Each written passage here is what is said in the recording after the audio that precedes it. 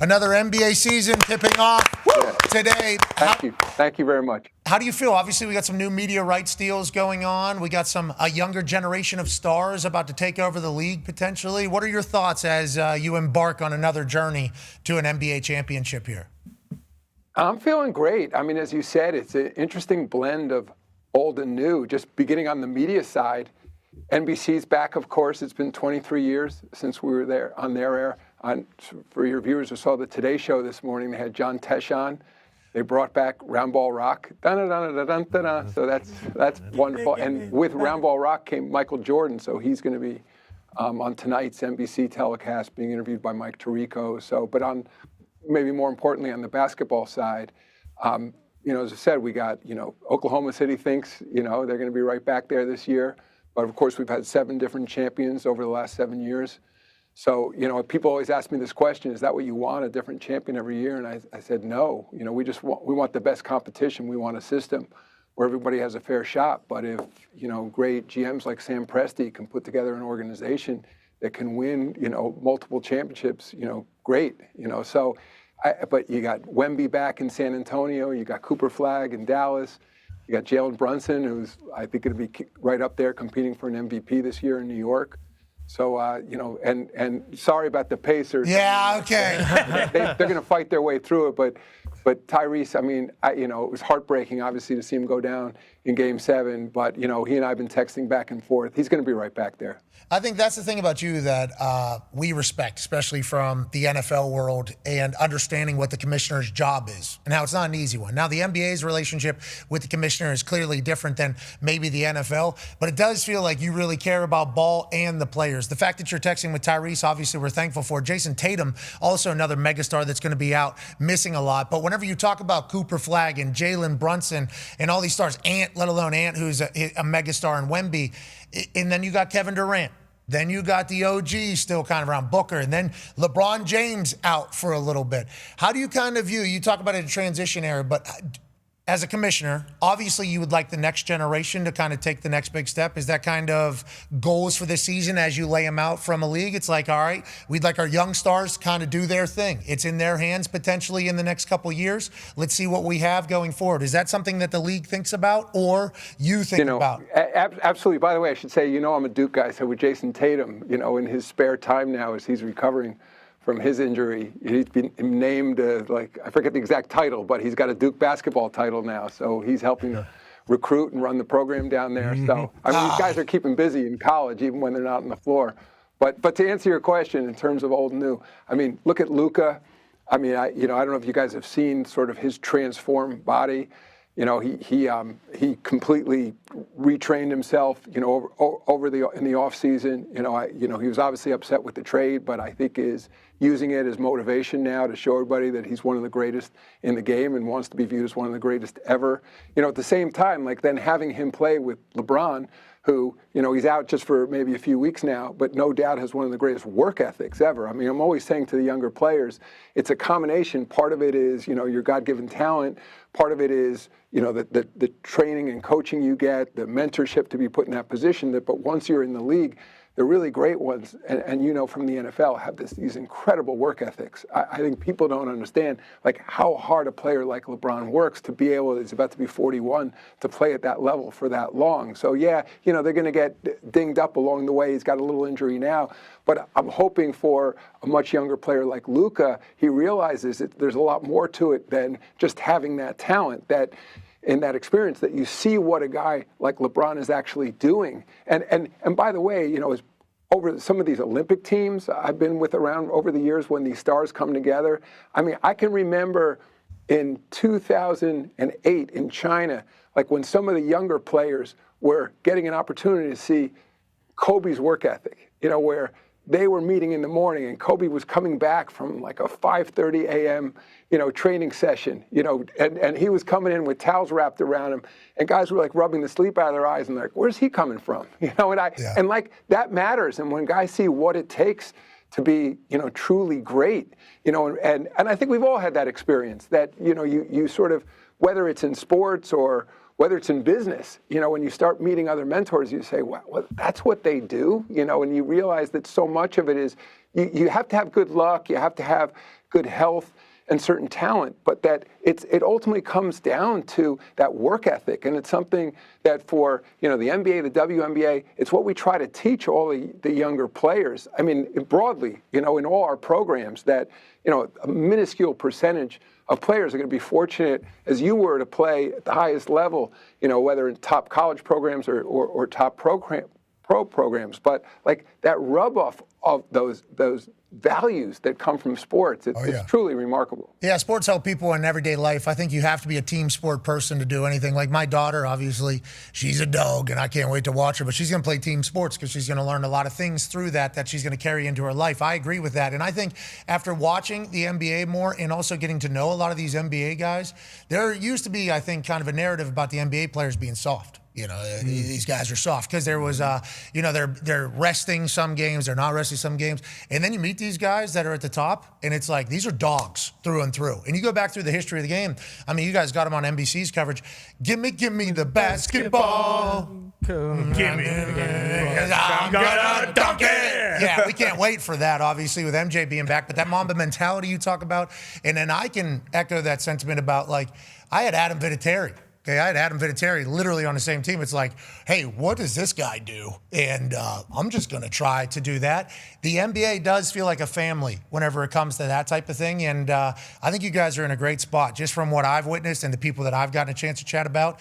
And your league's a fun league to be a fan of at this exact moment, especially with all the different media broadcast partners and also you leaning into the digital side of things, which I respect and appreciate because you guys are a digital league. You guys take over the internet. On that note, Rushmore on X, Dunkers is available now. Have you seen this? Shaq and Reggie Miller put up their Mount Rushmores of dunkers throughout the history of the game. We'll send it over to you to get your opinion on it. It is a fantastic combo about the history of basketball, basically, and rim rocking. So I like where your league's at. I assume you do as well. Now, the world that we're in is a little bit different than maybe 15, 20 years ago, especially with all eyes on the money side of things during these games. Go ahead, D-Butch. Yeah, Adam, with the huge growth of the game and obviously growth of sports betting as well, I can't wait to put a 12-game team parlay together tonight. But how do you balance, I guess, protecting the integrity of the game? And how do you balance that with the growth and obviously the relationships that you have with these sports betting partners? Interestingly enough, I think in the modern digital era, the choice is between legalized sports betting or illegal sports betting, not do you want sports betting or not. And so ultimately our view has been that since we know there's going to be enormous betting on sports out there, there always has been lots of illegal betting when I was younger, but it was much more difficult before the internet. You'd have to meet someone on the corner, or there were betting slips, things like that, or you had an old school bookie.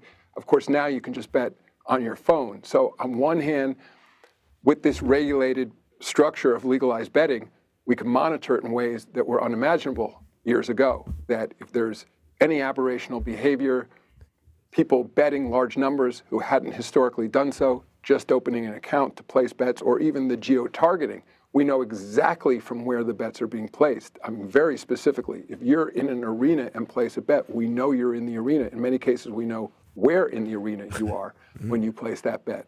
So sort of analogize to a stock market where there's, of course, there's a legal framework, but there's lines that make activity illegal, like insider trading, for example. So you have potentially the equivalent in sports where somebody may have inside information. It could be a player, and the worst case scenario is a player who's trying to impact their own performance for a bet, or it may be people around a player, and it may be unintentional on the part of a player, but somebody who's around the player knows that the player isn't feeling well or isn't going to play, even though that hasn't been announced yet. So, we have a framework, a structure in place to monitor, to prevent those kinds of things happening, so that there is the information is available to potential bettors, so that it's a level playing field in terms of placing those bets. But there's no question. It introduces a whole new set of issues. One of the issues you see in arenas, and I hear from players and coaches on this, are fans. I mean, who are yelling out about, especially when it's a prop bet. It's my parlay! Yeah. Yeah, but it's often the case that, your team wins and a player scores, 25 points, but the fan better had bet that the player was going to score 28 points or 30 points or whatever else. So I would say one thing, we sent a memo out to our teams recently, and we made it clear in conversations with them that we want to see strict enforcement of those rules. I mean, we have to protect the competitors. We want to protect the environment in the arena of people getting out of hand. I mean, but as I said, we accept betting is legal in roughly 35 states now in the United States. It's unlikely to go away. I think probably there should be more regulation, frankly. It may be surprising to hear from me. I wish there was federal legislation rather than state by state. I think you got to monitor the amount of promotion, the amount of advertising around it. And also, we've pulled back. It's not completely in our control, but we've asked some of our partners to pull back some of the prop bets, especially when they're on two-way players, guys who don't have the same stake in the competition, where, it's too easy to manipulate something which seems otherwise small and inconsequential to the overall score. Maybe, the couple rebounds that some player, gets or whatever. So, we're trying to put in place and learning as we go and working with the betting companies some additional controls to prevent sort of some of that manipulation. I think that's really good defense. Yeah. Getting rid of kind of smaller, obscure bets. Like, hey, do we really need this to even be a potential distraction? 1.5 rebounds. Or a potential setup. Like, I respect that you're trying to figure out and navigate this as it's happening in real time. Do you feel and you said you wanted it to be strict on the fans in the environments, very intimate, very, very intimate, the NBA. I mean, there's been a couple times where I felt like I was sitting on a bench, and it's like, now granted, I loved it. I enjoyed being there. Let's go, boys. Let's kind of do our thing. Give me a microphone. Maybe not. Let's not do that. Maybe I just sit here and talk to the group here. John Mellencamp's going to be pissed. But there is a very intimate relationship between the NBA and its fans, I think, in the arenas. That's a part of the allure, I think. Hey, come watch these 6'8", 6'9" tall guys run back and forth, dunk it, bring the kids out. You'll even maybe get a high five as they're jogging through the thing. And on the flip side of that, when it's not a family or a little kid and somebody that's pissed off about the amount of turnovers you had, and instead we got to win but should be happy, you know what I mean? I could see how that could get a little loud. And there's been, NBA and players and fans interactions before. I don't know how it doesn't happen more often. Okay, I just strictly because I've seen Bruce at an NBA game, and he's a problem. He's a New York Knicks fan, and he's a good shit talker, and he is very okay doing it right to T.J. McConnell's face, and they're like 3 feet away. In real life, T.J. McConnell potentially knocked Bruce Brown out, especially with his punchable-looking face. But instead, TJ talks back and they keep it moving. It's a beautiful part of your sport. I'm happy to see that you want to keep it a safe thing for everybody. And then when it comes to the gambling, do you feel like you have to set a precedent now with this? Because, to the players, obviously. Do you feel like we got to kind of make sure we nip this in the bud before it gets big? Or like you all just kind of riding the wave together to see what fits this situation best each time? Well, we deal obviously case by case with anything comes up, but I think we've made it clear to our players, and I think Andre Iguodala, who's head of the Player Association, former All-Star champion himself, knows that there's nothing more important than the integrity of the competition. So if a player steps over the line, I mean, there have been players, I think, as you know, who've been banned from the game because of betting. We had, we monitor it really closely. There's signs in every locker room. We have continuing education throughout the year just so guys know that, it's a really bright line. Because the problem with all those prop bets is that I always worry, I'm sure there are players who would never, ever think they would want to manipulate the ultimate outcome of the game. They wouldn't want to do that to their teammates. They wouldn't want to do it to themselves, but are thinking, oh, what's the difference if, I've won fewer, more rebound or whatever else. So that's why, we've made it clear there's very strict enforcement that anything you do around betting, just the mere betting on a game, even if it had nothing to do with your particular performance, will result in a suspension. And possibly the end of your career. So, again, we live in an environment of legalized sports betting. And by the way, not just in the United States, but the NBA is a global league. I mean, remember when sports betting was legalized in the United States, it was already for decades had been widely legal throughout Europe. Oh yeah. In the old days, it's all moved to the internet now, but in the old days, you could go to a soccer game in England, and they had betting windows, like at a horse track.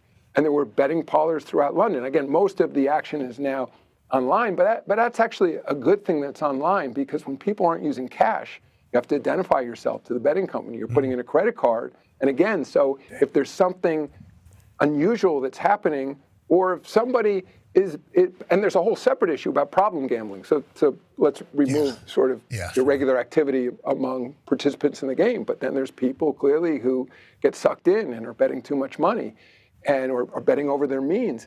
And so there's also ways to monitor those things and to cut those people off if the betting company detects that there's an issue. Yeah, we had some friends that had that happen to them from Sportsbook. Looking at you again, Bruce. And looking at you again, Bruce. And we like that. Got him out of a potential spiral, though. And I agree that it has gotten to a much better place in the gambling world. But for you guys to have to navigate it, we're appreciative of the amount of thought that you put into it, because the integrity of the game is everything. Yeah. Because what are we betting? What are we watching if we don't, if we don't think that's a big deal? And oddly enough, I mean, even the bettors want to be ensured that there's integrity behind the data, because if they think it's not a level playing field or somebody has information they don't, they won't bet your sport.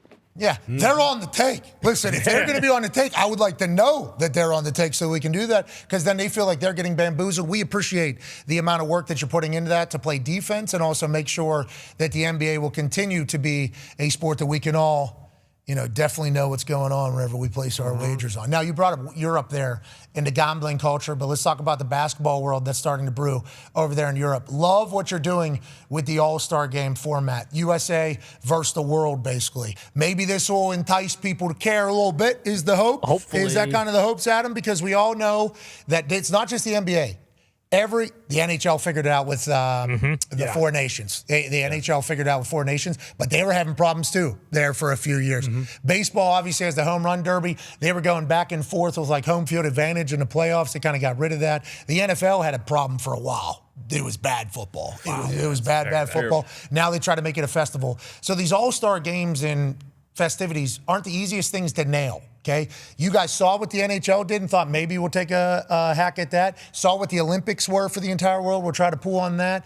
Maybe find what guys care about. Is that how we got to this point? And what is your expectation for it? Yeah, Pat, exactly. I mean, we try to learn from everybody else. There's no question that what the NHL did in terms of the Four Nations was incredibly successful. And then in addition, the All-Star Game is moving to NBC this year, and our All-Star Game falls smack in the middle of the Winter Olympics. So we want to take advantage of the fact that you have this global international competition, where the country is focused on USA, and taking on other countries. So we're going to move to a Ryder Cup type format, again, like taking from golf as well as hockey. And because we have an imbalance in the league of international players to U.S. players, it's roughly 30% of the players are born outside the United States. We got to play with the format a little bit. I think where we'll likely end up is, a round robin where you have 2 USA teams and 1 international team, and then they'll play each other in a round robin.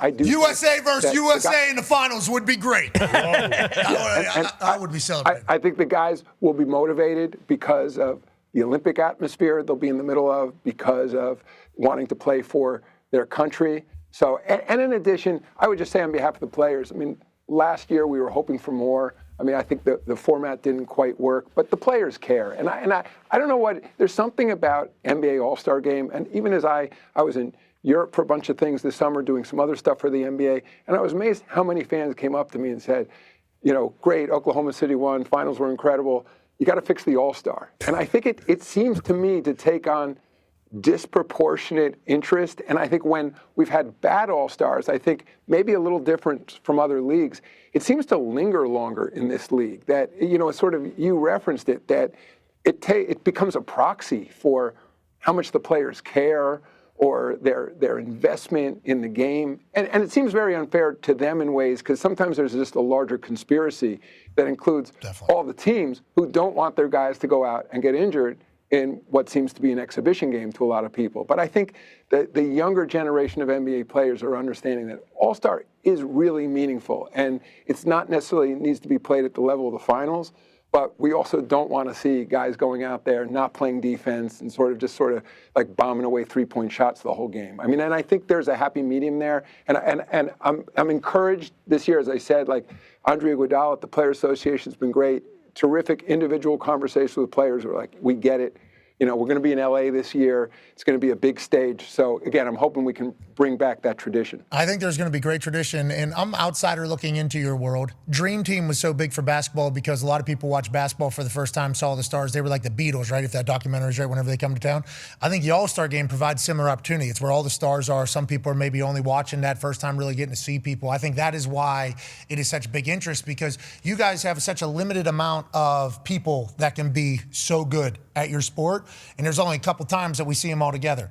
Olympics, certainly when we see them all together, we love it. We all love it. KD takes over a game. Steph takes over a game. LeBron takes over a game. It's like, here we go. These are all the greats doing everything. Tyrese Halliburton's holding it down. Exactly. Holding it down over there in the entirety. And then whenever we get the All-Stars, same thing. We see everybody, and then it's just kind of like what it is. So I think that's potentially why your fans are a little bit more passionate about the All-Star Game than maybe the NFL. Like Pro Bowl, I mean, nobody cares. It stinks. Yeah, nobody cares about that. So it's good that people care, I think. But what you're saying is it's a tough thing to get right. Maybe this will be the right answer. On the internet. No, to your point, it'd be a worse problem if nobody cared. Bingo. Yeah. I think it's a good thing, but also figure it out, Adam. Fix it. Figure it out. Need to figure it out. This thing that can only hurt people for the future as they're trying to win an actual championship, and there's a lot of money on the line. Other people are getting arrested. The best players don't get arrested. Go ahead, and nobody's dunking. Don't want to hurt themselves. Just, Adam, figure it out, dude. Please. Make it great, okay? We need that thing to be amazing. Now, you talk about the international team and how great they have got. I'll tell you, I wanted the USA versus USA final. I'm thinking that's probably not going to happen because what's going on overseas with this sport is obviously incredible. Go ahead, Con Man. Yeah, Kamish, you just said it. 30% of the players in the NBA are international. But, I mean, if you look at the MVPs, damn near 100% of the MVPs are international now because of I think our last 7. Yeah, the last 7 of them. There it is. I thought there was a number there. But the NBA International is huge. NBA Europe is going to be massive. How did you kind of, decide to launch it this year or next year or whenever it's launching? And then is there any worry that some of these international players are going to leave the NBA to go to NBA Europe, whether that be, 10 years into their career or even just towards the end? Because you think of guys like Dirk Nowitzki, who, might have gone back to Germany for a year or two. And then you think of all the international players and how much they love their home countries. Giannis with Greece, Jokic, Luka, there's a ton of them. SGA's Canadian. I don't know if he falls into that category, but still, you know what I'm saying. Is that ever a thought with the NBA Europe, and how excited are you for that launch as a whole? Yeah, well, so a few things there. I mean, I think if some of those international players decided to either end their career or prolong their career a bit by playing in Europe, I think that would be fantastic. I think for the foreseeable future, the NBA is so big, is so global, the pay is so high, I think it's highly unlikely that any of these players would choose to forego the NBA and to play in Europe. And I think that's kind of the case right now. I mean, the quality of European basketball is off the charts right now. It's just not commercially successful. And so to your question, why now? I think that you're seeing enormous interest, maybe, clearly unprecedented in live premium sports right now. It's being reflected in all the sports. I mean, it's as if other than, honestly, shows like yours around sports that people want to consume live or near live because you're talking about such topical issues, or the live games themselves, they've separated themselves from everything else, certainly on traditional television. And now people are watching more streaming than traditional broadcast and cable. And by the way, you were mentioning before that, Pat, I mean, you were a pioneer there. I mean, to have a show that's simulcast on ESPN and YouTube, and then to take portions of it and then make those available on social media, it's not that different than what the NBA has become. There's sort of the live aspect of it, and then there's the sort of highlights and other aspects of it that people will watch after the fact. But in terms of Europe, I think we're at the point now where there's a huge opportunity both in the quality of the game in Europe, as we were all talking about, 15% of our league now is European, and they represent some of the very best players. There's enormous interest in the game there. This, our number is something like over 250 million basketball fans in Europe. It's the number 2 sport after soccer. And on top of that, there's an opportunity to build an arena infrastructure in Europe. Like even when we were all in Paris for the Olympics, the building there, they did some upgrades for the Olympics, but it doesn't have the sort of amenities that you see in Indianapolis or you see in our NBA cities, where there's a lot of areas for pregame meals, big halftime celebrations, fancy suites, the whole thing. And the great thing about arenas, really different from stadiums, is that the top arenas are used, 250, 300 days a year. So it's sort of a separate economic engine for communities. And again, just like you see in Indianapolis, then you can build around it. You have commercial space, retail, residential. We saw it in Milwaukee with the new development there. You saw it in LA. You're seeing it all around the country. They're talking about that in San Antonio right now, moving their arena to downtown. So a combination of all these factors are coming together. I think we're not all the way there yet. We're working at the league office on what the right model is, but there's certainly no lack of interest in potential owners. I'm hearing from a lot of well-known wealthy European families who are interested, American families, institutions who would like to see this happen. So if you look at the gap right now, I mean, soccer is, head and shoulders more popular than any other sport in Europe right now. But basketball follows, like, let's say this far behind, but the economic gap is like this. I think I just went out of the picture. Yeah, but, exactly. It's we enormous, get the point. And so, right now, the teams, and even some of those well-known soccer brands in Europe, like Real Madrid and FC Barcelona, they field basketball teams, very competitive basketball teams. In fact, Luka Doncic started his career at Real Madrid. But it's just it's a yearly investment or loss. It's not, there's no chance they have of making money on those programs. And it's not just about making money at the end of the day. It's the way market economies work. If you can generate money, you reinvest it. You reinvest it in your facilities, in your players, in your marketing, and making the enterprises that much bigger. So, as I said, we're probably a couple of years away from being able to launch something in Europe, but we're spending a lot of time on it. We're really lucky for the NBA here in Indiana. Obviously, we just explained it. Ty's about to ask a question about that here in a matter of moments, actually, not just here, but many other places. The fact that you're investing in towns and cities over in Europe for your good of your sport, I respect that. I really do. I respect and appreciate that. And also, you talk about the arenas. We're talking about building stadiums in the NFL. You need a lot of space to do that. Mm-hmm. Arena's a little bit different ballgame. I'm not saying you don't need a lot of space, but the footprint obviously much smaller in these towns. And if you can get those things up, bring the city around. I don't like what's going on with American basketball's future. Okay, I don't like. And Pat, I'll just say the other issue with stadiums, it's hard to fill them for whatever the NFL represents, with preseason, 10 dates or whatever it is. Maybe you get a Super Bowl occasionally. You better watch what you talk about. There's only so many acts these days. There's only so many Taylor Swifts and Beyoncés or whatever else who can truly fill a stadium.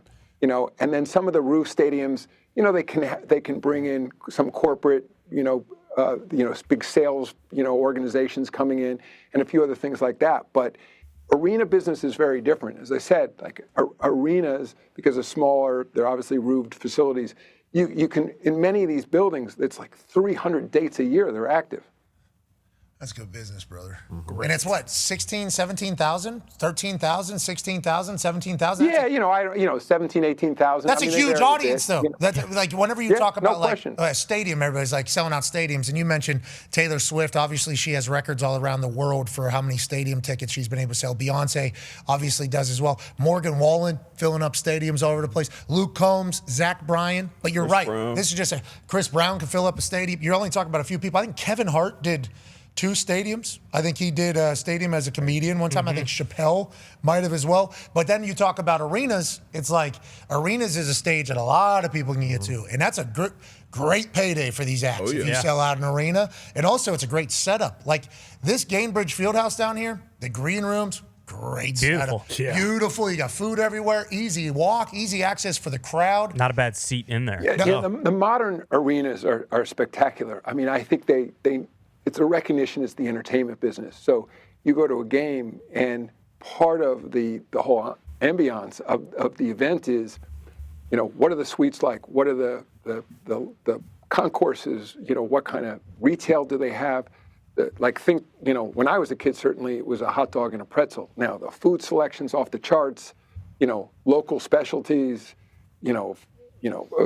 everything you can imagine. And I think that, and in our league, as each new arena comes online, they keep upping the bar just in terms of, wanting to be part of the festivities there. So, and the issue is in the NBA, it's a recognition that, roughly half the teams are going to be under 500 in any given season.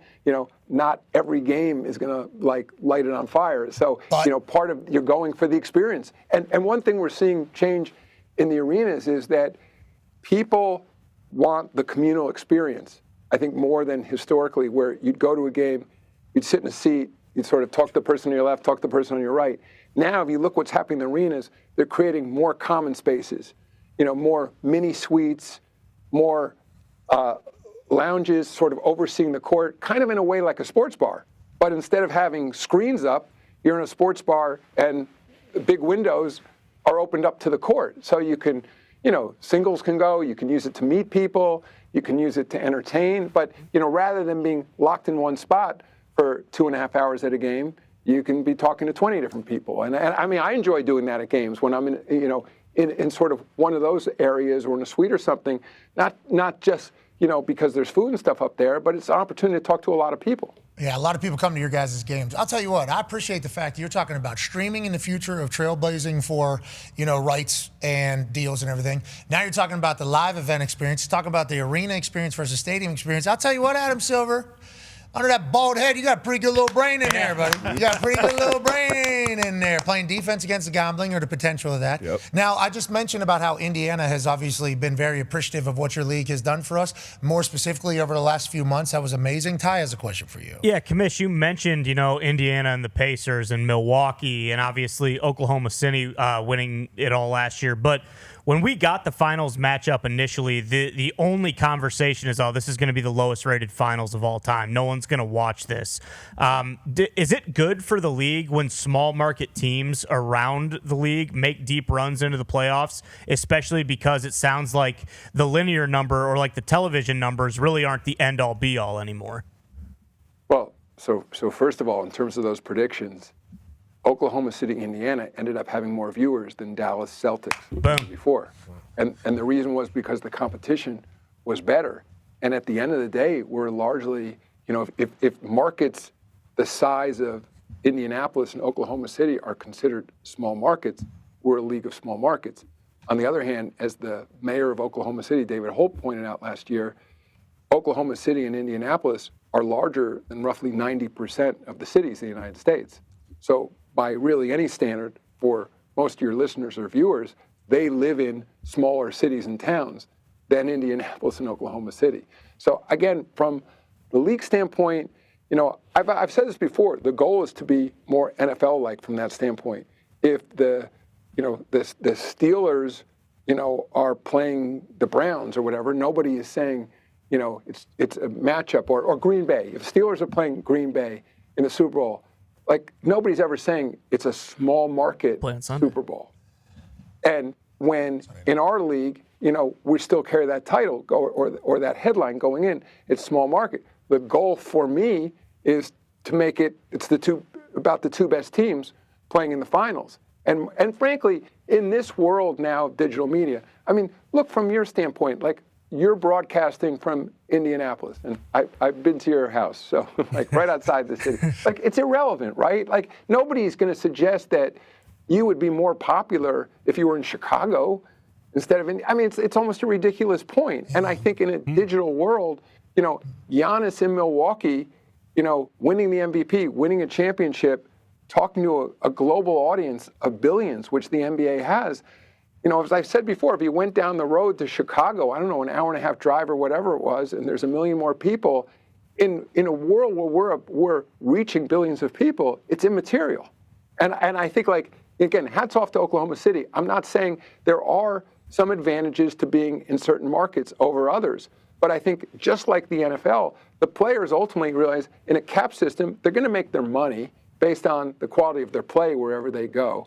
And even in terms of commercial endorsement deals, those are going to come not from the market they're in, but from winning.